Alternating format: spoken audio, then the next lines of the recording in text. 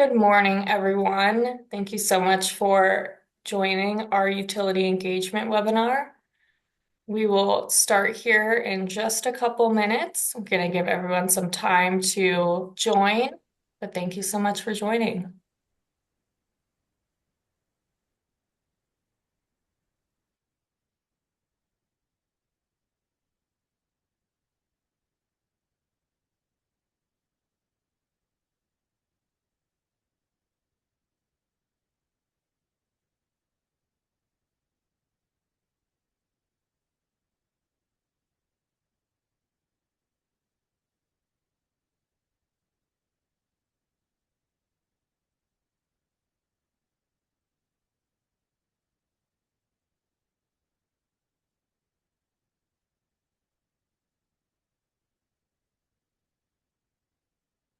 Good morning, everyone. Thank you for joining.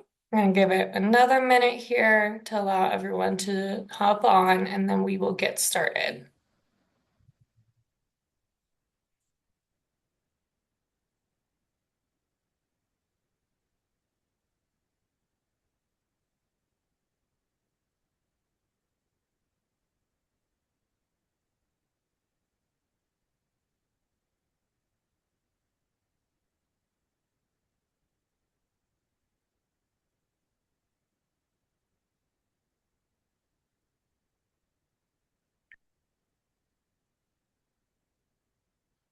All right. Let's go ahead and get started. Thank you so much, everyone, for joining our Engaging Your Utility webinar. Really happy to have you all here today. Here's our agenda for this morning. We're going to start with some introductions for our speakers and our panelists. We're going to do a bit of a background on the New York Truck Voucher Incentive Program.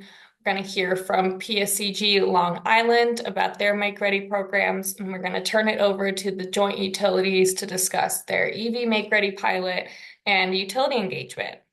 There will be time for a Q&A at the end of the webinar, but if you have questions during the webinar, you can use the Q&A function at the bottom of your screen, and our panelists can answer your questions throughout. But we'll go ahead and review the questions at the end of the webinar. This presentation will be recorded and posted to the TVIP website, so you'll be able to access the content after the webinar. So let's introduce our speakers. First, we have Joseph Nash, who's a clean energy project manager at Orange and Rockland. And we also have Mohammed Khan, a fleet make ready lead from PSEG Long Island.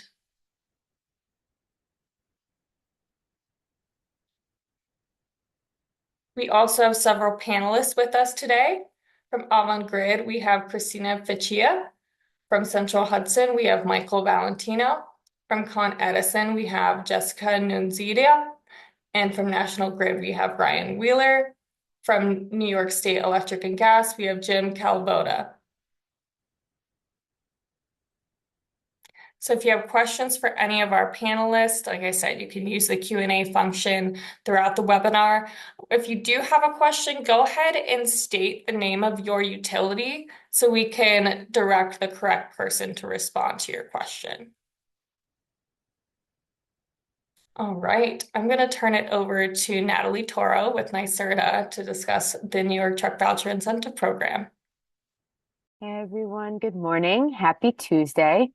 So this is short and sweet for me on the Truck Voucher Incentive Program.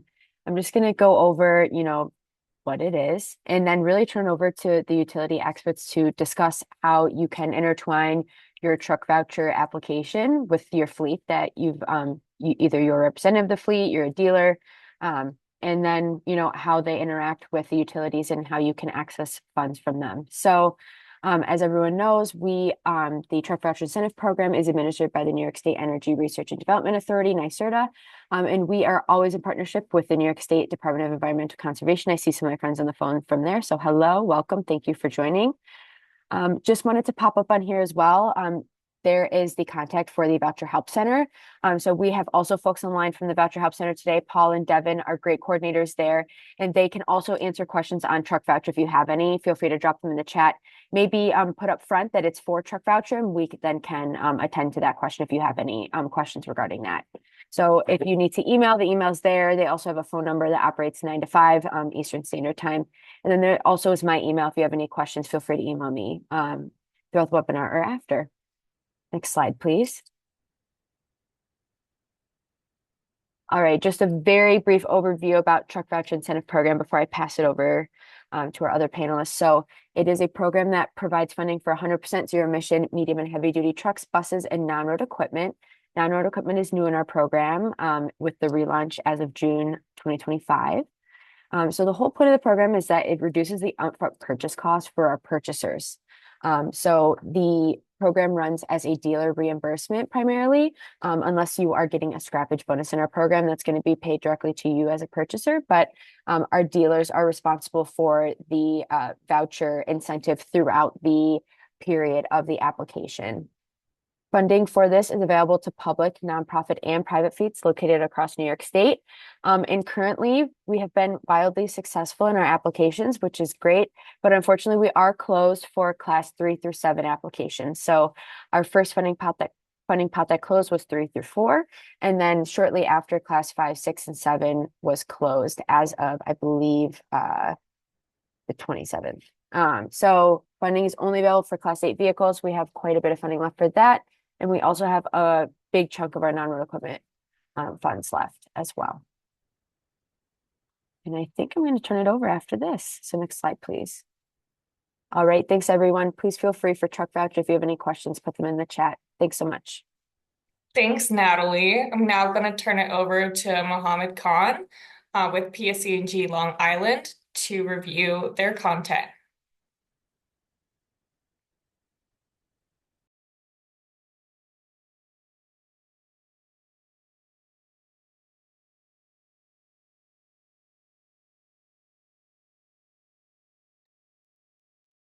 Sydney, I think you should maybe in a minute go over the slides if Yep, Mohammed can't get off mute. I can absolutely do that. We're having some technical difficulties. All right. I'll go ahead and review the PSEG Long Island content. Mohammed, if you're able to unmute, Hey, my name is Sakib Mudney. I'm actually here from PSEG Long Island too, if you wanted me to just go over this. that would be fantastic. Thanks so much. Awesome. So available resources by program. So we have a bunch of programs. Uh, PSEG Long Island offers incentives and affordable rates to help support electric vehicles at your business. So we have our EV Make Ready, Fleet Make Ready, EV Phase-in Rate, and Time of Day. Specifically for this call, I think Fleet Make Ready would make most sense. We have the public fleets up to 30,000 in customer upgrades and 100,000 in utility upgrades. And for public transportation, up to 100,000 in customer upgrades and up to 100,000 in utility upgrades. And for private fleets, we have up to 30,000 in customer upgrades and 50,000 in utility upgrades.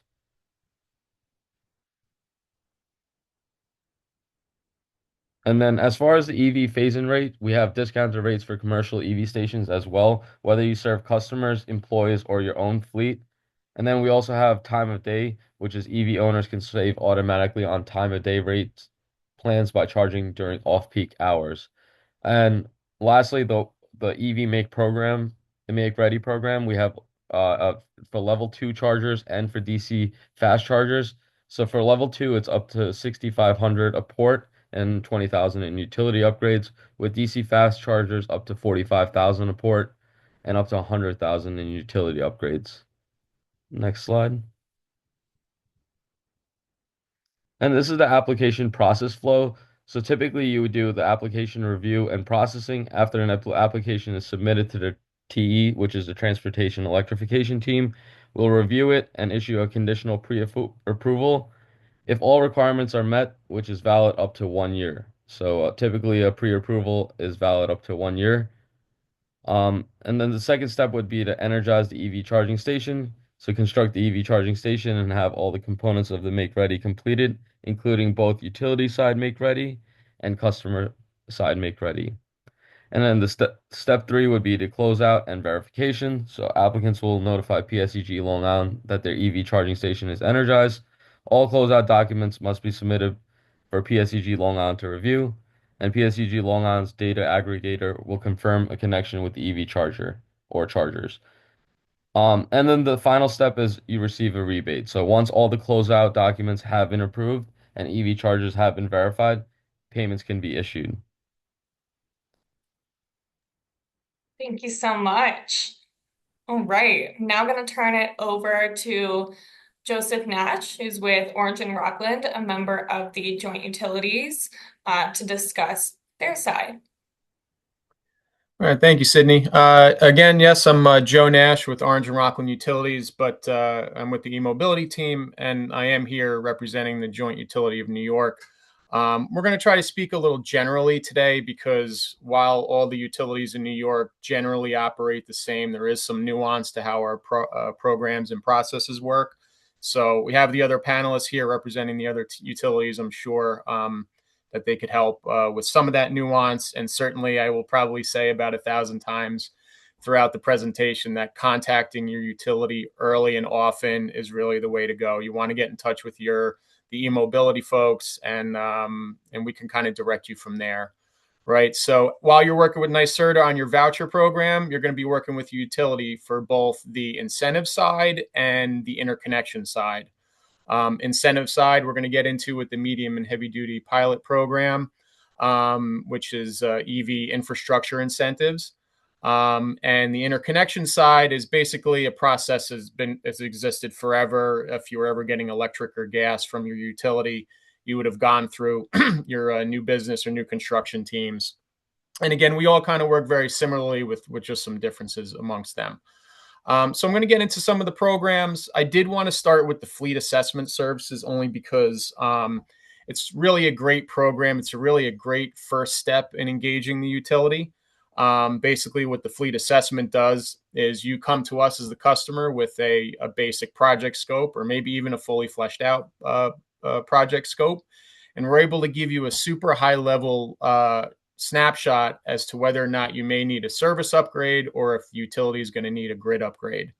And like I said, every utility works that a little different, but we have found it's a great first step. The assessment is free. We can run it multiple times.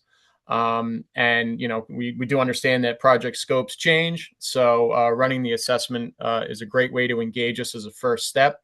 And it serves a couple of purposes. Typically, if you are pursuing state or federal grants or incentives, those folks are going to want to see that you're engaging the utility. Over the last few years, I've had folks, just as an example, pursue EPA grants, and EPA, the government is requiring that you engage the utility. That fleet assessment kind of acts like a ticket to entry for those programs, and it makes us aware that you exist, right? One of the mistakes I think folks make in this space is that they kind of forget to engage the utility, and we're a rather important part. It's not an ego thing. It's just part of the reality that you really want to get the utility involved, and that fleet assessment's a great start. On the other end, if you are here in the webinar and you've never had to do an electric upgrade at your site before, typically you're going to engage a contractor, developer, electricians, right? You're going to hire folks to do the work for you. Typically the way it works is that a customer engages the contractor and the contractor works with us directly, right? They're the subject matter experts working with us as the utility subject matter experts. And then you as the customer, can sit back and work with them and just, make the important decisions behind the scenes. Typically if you engage those contractors, they're going to know our processes. If they've worked with us before, particularly utility by utility, they're going to be familiar with what's needed. And we'll get into a little bit of that a little later. It's important to note that it could very well be possible that you are not eligible for the incentives through the utility, but you will still need to engage us for that important interconnection. That is, no matter what electric upgrade or new construction you were doing, you will need to engage the utility. I'm going to make that point a couple of times throughout here. Next slide, Sydney. So when we talk about the medium and heavy duty make ready pilot program, basically it's paying incentives towards the upgrade of your electric infrastructure, right? And when it comes to your electric infrastructure, you're looking at a couple of different buckets of costs. If you have not done an electric upgrade before at your site, there's equipment that you own and there's equipment that we own as the utility. So for the purposes of these programs, we call it utility-sided costs and ownership, and then customer-sided costs and ownership. The utility stuff might sound simple to you. Utility poles, the overhead transformers, pad mount transformers. In New York, there's some nuances to whether or not we own the overhead wire or the underground wire or conductors. We own the electric meter that sits in the pan, but you own the pan, you own the breaker panel. You may own some of the switch gear that's in between. So understanding what you own versus what we own is very important, because later on for the incentives, it's going to be part of the overall calculation of what you're entitled to. An important distinction I do want to make here is that for the medium heavy duty make ready pilot, EV chargers themselves and the associated infrastructure is not eligible for incentives. You can pursue those through other grants if they're available. There's other programs, state and federal. I think those programs kind of change as time goes along, but there's others that you could kind of pursue in that manner. But they can't be incentivized through this program. But we do look at both the customer and utility-sided costs under the medium and heavy duty make ready pilot. And again, our incentive teams are here to kind of guide you through what those costs are. Next slide, please. So eligibility structure. I'm going to start with how you're eligible. I'm going to start with addressing the NYSERDA's voucher, the New York TVIP.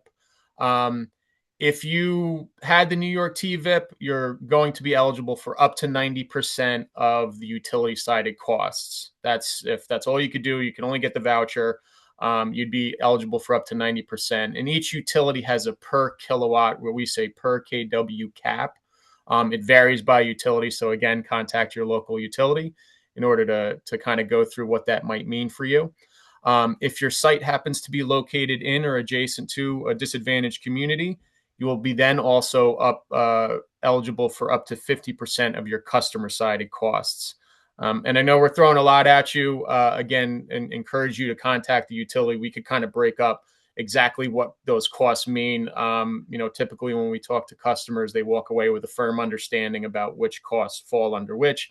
And we're here throughout the construction process to kind of guide you through. We understand scope changes, project scopes change, and that might change your cost. That might change the type of cost you're doing or you have.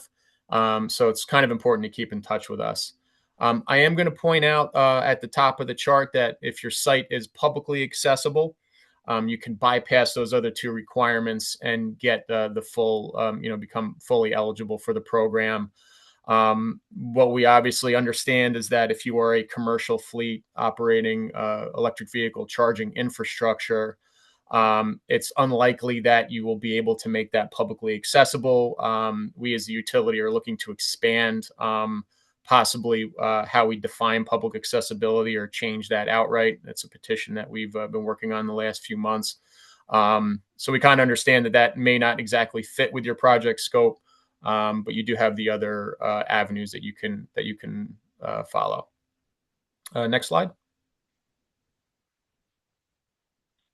So I'm going to try to group in a couple of processes. I don't want to overwhelm everyone. When you're working with the utility, you are working with a couple of different groups. Again, just to reiterate, myself and the panelists are part of our electric vehicle infrastructure teams. We're working very specifically with the incentives, but we do work with our utility colleagues internally on the interconnection side.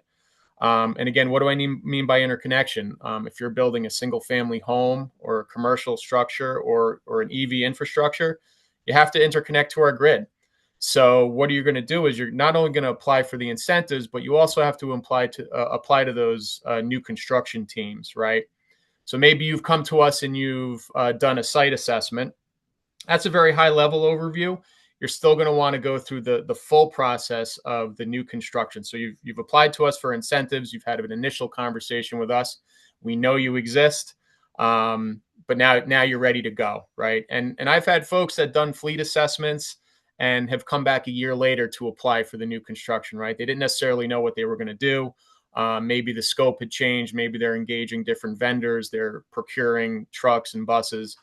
So they come back later, right? So there's nothing that says you can't have a conversation early on and then apply later for the interconnection. But we do encourage you that if you do have your project scope set out with contractors and all that complete, that you do engage us again early and often, right? So if you're applying to new construction, you have a contractor, they're going to give our new construction folks all kinds of documents. We have site plans, load letters, 911 addresses, permitting, and that's going to begin a very in-depth process of engaging our engineer and design teams to take a look at your site. We typically look at those timelines between 6 and 12 months. If everything went great, we think 12 months, right? You got all the paperwork in line. You've had no major scope changes. You've had no major changes on any side. But that can edge up towards 12 months. Certainly, there's a lot of challenges, anything from a geographic challenge on site to permitting issues with the municipality or local government, right? So we find that a lot of the delays in that come from a lot of delays come from that side of it, which we typically see, customers having to kind of pivot with their project scope. So I want to kind of stop here and just kind of reiterate that you could see here 6 to 12 months. Particularly, I will just specifically, speak on the school buses who have a legislative deadline. You're going to want to try to engage us as early as possible.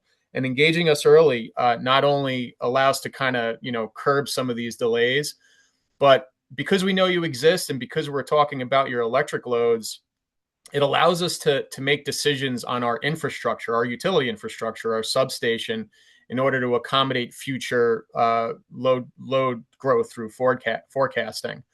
I like to say at these kinds of events that you're not only looking at EV load growth, you're looking at data centers, which require huge electric headroom on our system. You have building electrification coupled with population growth, right? All of these things go into forecasting. And if we know you exist, we know that we have a site that might come online onto the grid. It helps us make decisions early on about our infrastructure upgrades at our substations and the circuits that feed the territory. So it's super important to get to us early and often, not only for your individual project, but to kind of help, the whole of the clean energy transition. Right. So when you see that 18 plus month little caveat there at the bottom, we are accounting for potentially upgrading a substation and the circuits associated with it, which can be that is a long process. That's a long construction permitting, procurement. There's a lot involved in a substation upgrade. And that's why we kind of tag that on the end. We do know that a lot of these trucking depots are, if you are, I'll use the school bus depots as an example. We have some bus depots are 150, 200 buses large. They're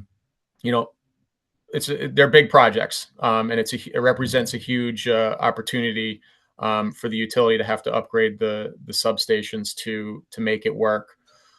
So it can be a challenge, but again, contacting us early and often is the way to go. So that period includes design, engineering, construction of both utility and customer-sided work. At the same time, you're working with my team and the Joint Utilities Incentive team to kind of tell us all the stuff that's happening with your project. You're giving us your costs so we can kind of start calculating that final payout. And you're also working with your contractor to upgrade your site to get it ready for interconnection to the grid. So that could be a long process. Next slide. So I've said it a few times, how early? There really is never too early to contact the utility. Again, I've had folks that said, hey, I'm a trucking depot. I have no idea what I'm doing. Just letting you know, hey, what help can you give me? What resources? We can point you to NYSERDA. NYSERDA has not only their electrification or their their voucher programs, but their fleet electrification planners that can work with you on particularly the buses and logistics, trucking depots, route planning, and kind of giving you an idea what's a really what kind of upgrades you should do, what kind of charging, what size charging you do based on your routes. Contacting us, even if you're not ready, lets us know you're there. Should service and infrastructure upgrades be complete before the voucher application? I think this question, NYSERDA might be able to help me out here. I think the question might be worded a little vaguely. You should definitely put in your service requests. I'm sure the other panelists would agree. You can apply to new business with a general scope and work with that team on adjusting the project scope as you work with NYSERDA on these programs. Natalie, I don't know if I saw you come off mute. Did you want to jump in there on that one? No, I think you hit the nail on the head.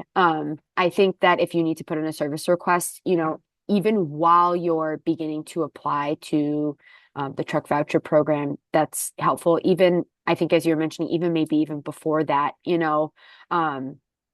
really the truck voucher process, once you're approved, unlocks those make ready funds. So as you're mentioning before, a lot of the sites still need, service regardless. So that's really what I have to add unless anyone else has anything to add. But I would say you touched on it early and often, I think is really the thing to drive home here.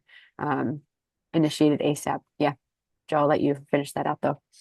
No, and that was great, Natalie. And you said something there that I kind of want to reiterate. There's obviously as a customer, whether you're looking to abide by a legislative deadline or you're a commercial entity that's looking to enhance your green energy initiatives, you'll still regardless need to contact the utility, whether or not you're going to get incentives or not, right? It's if you talk to my team and we say, you're not eligible for incentives at this time, which could change, by the way, keep checking back. But if you don't get the incentives, but you're still doing the project, you still have to work with new construction. Your journey's not over. So yes, you can put in the service request. There's nothing that says you can't pivot later on your project scope. So we prefer you engage us and have to change rather than waiting a long time before engaging us. Great Next point.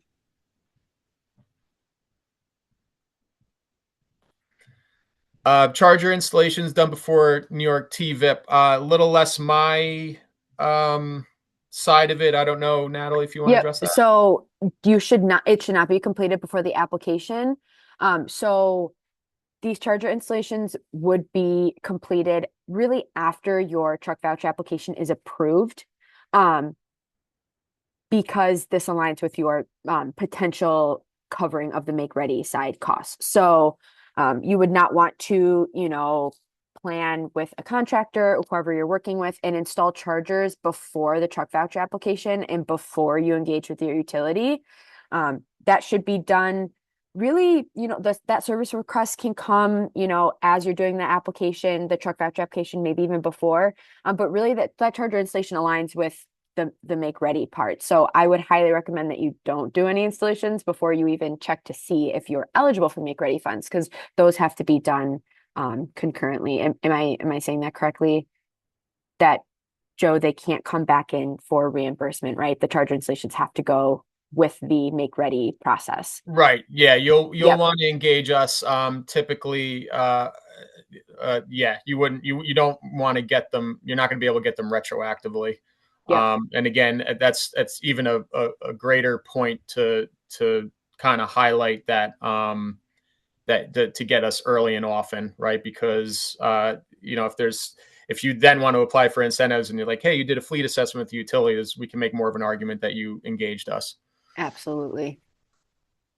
So is utility engagement optional? I've said it a few times. No, it really isn't. And again, I in these venues, I always share these mediums. I always share a story. When I was in the new construction team at one point in my career, I had a customer reach out to me and say, "Hey, building a single family home. I need electric and gas. You mind coming out for a site visit?" So I came out for a site visit, and I expect either an empty lot, or maybe they started the foundation, or maybe throwing the studs up or something. And I show up, and there is a whole house built, and the family's going to move in a month. That is a bit of a nightmare scenario for a customer, and frankly for the utility. That is not a situation you want to find yourself in. You don't want to find yourself that you've engaged. And again, it is an intimidating process. You're engaging utility, NYSERDA, contractors. You just don't want to be in a scenario where you've done all this work and you just didn't engage the utility. And it happens. It happens more frequently than I care to admit. It's when it comes to capacity on the grid and your place in line, it is first come, first serve. So I think most of the utilities will agree that's probably how it works. So getting to us is really key, and it is not optional. You'll want to, some developers, we saw particularly in our light duty program, who are able to get quick wins, what we call quick wins on the grid, where they think they can kind of eyeball, local transformer capacity and, kind of slide chargers in there. We found early on that we had to insist that they engage us because we don't want issues happening, transformers popping or some other issues. So you really do want to engage regardless. Typically not going to find that with the larger truck depots. The electric capacity is quite large, but we do have some folks that are taking a phased approach, where their first phase, maybe if they're 100 buses, they'll start with electrifying 10 buses and get 5 chargers, where they may not require a huge upgrade up front. You still have to engage the utility. And frankly, with these kinds of sites, you're probably not going to be able to avoid it regardless. Next slide. Said it once, said it again, early and often with the utility. We just want to know you exist. We're here to help. We're here to connect you with the right people internally. We work very closely with NYSERDA's team, and our programs interlock, right? Their vouchers are part of eligibility into our programs. So you want to take advantage of all the resources that we all have. And yeah, just there's no such thing as a bad question. Like I said, I've talked with folks that, come back a year later from our conversation, and it's very productive.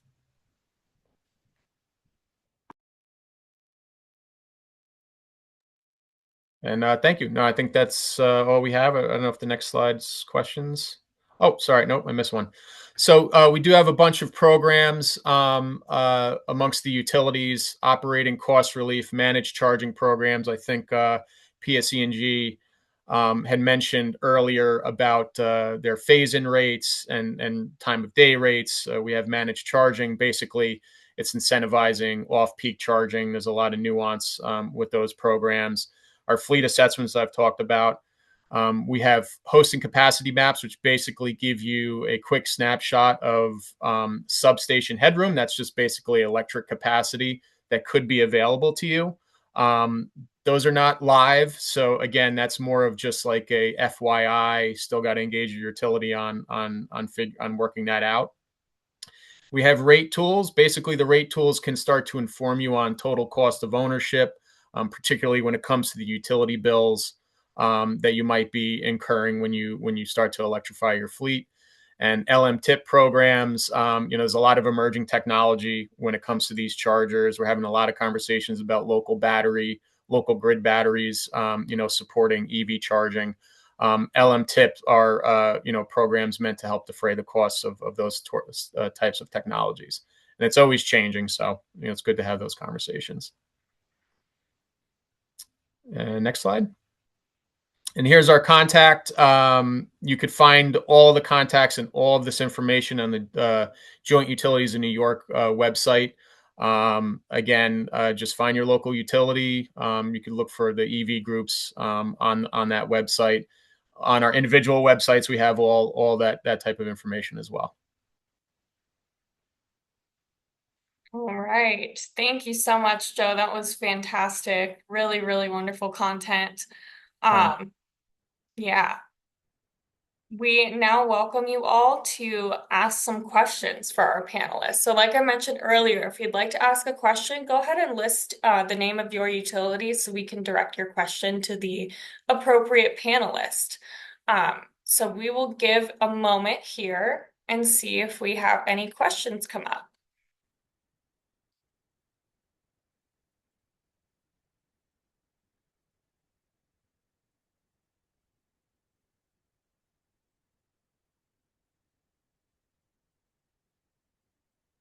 All right, got one question.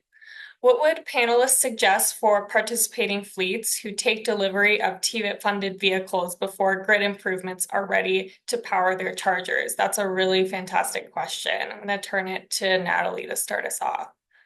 Yeah, so I'm gonna also ask a utility folk to help me just maybe with a little bit of timelines for if,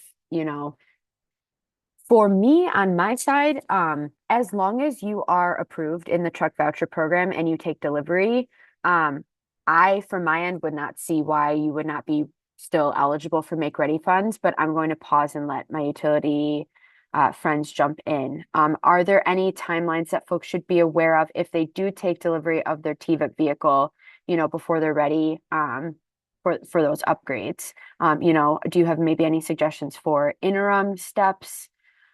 Is there anything that utilities can provide in that regard? Yeah, I can add here, Natalie. Thank you. Of course. This is Jess from Con Edison. Yeah, the key here is just making sure you start early to make sure that that doesn't happen. I know that's easier said than done, but delivery of the vehicles definitely takes time. So there's definitely some time there to engage with us. But also on the make ready side, just to add some more color, we can, as long as construction doesn't start on the project before we commit those funds, that's kind of the stopping point for us in terms of make ready incentives. So definitely reach out to us early, and hopefully that doesn't happen. But a key point is that construction can't commence until we have that program agreement in place. I hope that helps. Thank you, Jess. That was great. Awesome. Another question. What is the scale of the existing programs? How many chargers are being installed? Let's see. So I can start from the TVIP side. Yeah. So just a little bit of background on the truck voucher program. So we actually have been a NYSERDA program since 2013. And before this last iteration that was released in June 2025, we had an iteration of the program with Volkswagen settlement funds for class 4 through 8 vehicles, transit buses. But with those funds from 2018 to right in 2025, a little bit before we launched with the new funds in our program, there was a scrappage requirement. So it was a 2009 or older scrappage requirement. And also a reminder that these utility programs require a voucher program engagement. So a lot of these programs really are starting to take off more now that we have a new iteration of truck voucher that we have funds very much committed for. I'm going to pause there and then also then let my utility folks jump in for that as well. Is there any folks that have gotten any chargers installed through this in any of the utility programs so far?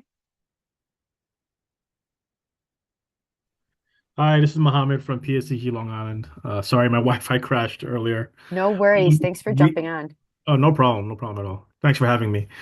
We have a Actually, Stony Brook University has two L2 chargers that they're pre-approved for.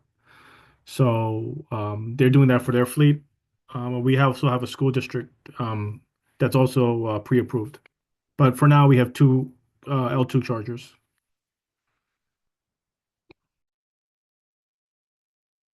Just from the utility side, I know we have customers also engaging, but there's room for more, definitely.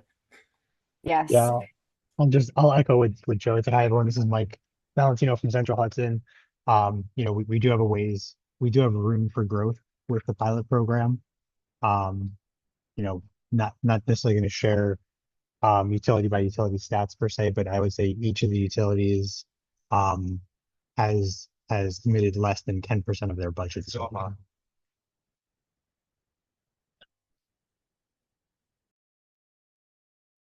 That's great. I think something just quickly to highlight on this question as well,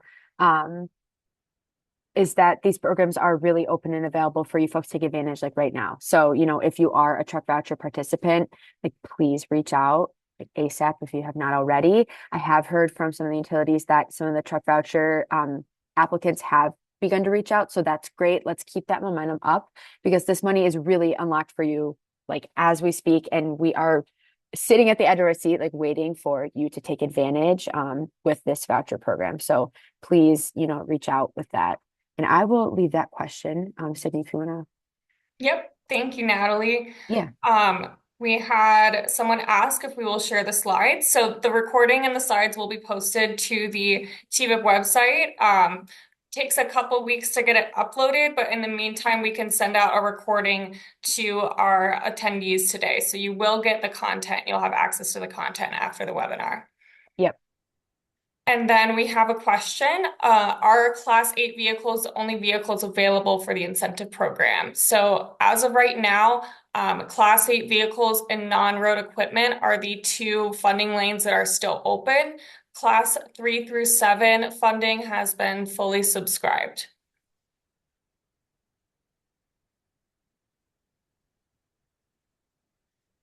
Any other questions for our panelists today?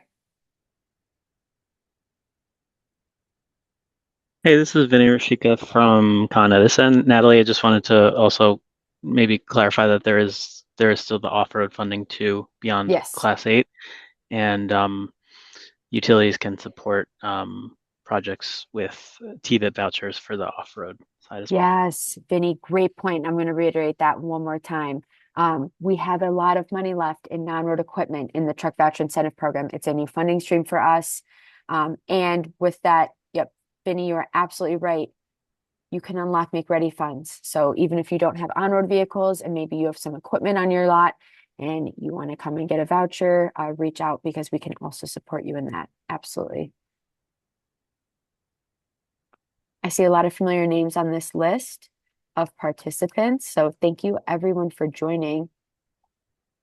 Clean Gen 250s. Oh, Sydney, do you mind reading off Yes. that last question? Absolutely. So we got a new question. Are Clean Gen J250s on the off-road equipment list?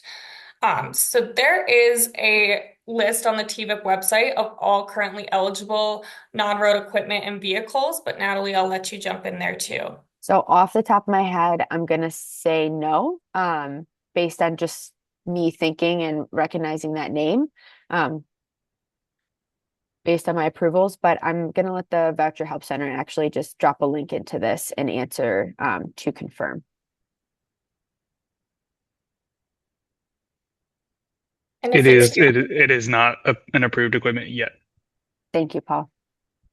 the vehicle manufacturer equipment application is open, yes, they were to apply. Yes, good point. So Caroline, to answer your question, so they are not on the list right now, but our application is always open. You don't need a Salesforce account or anything to apply. So if you wanted to engage that manufacturer and have them reach out to us if they need any support, it's a rolling submission basis. So once they apply and they meet the criteria and they're approved, you would be more than it would be offered as a piece of equipment for a voucher. Thanks, Natalie. Do you anticipate additional funding in 2026 for other classes besides Class 8? As of right now, it is uncertain / no, but keep checking back because we always have updates. And based on how successful our funds have gone so far, that's always a good sign that there's potentials in the future. But as of right now, I cannot speak to say yes. Thank you. Give it one more minute, see if there are any new questions that pop up. Thanks everyone for all the great questions so far. Really appreciate it.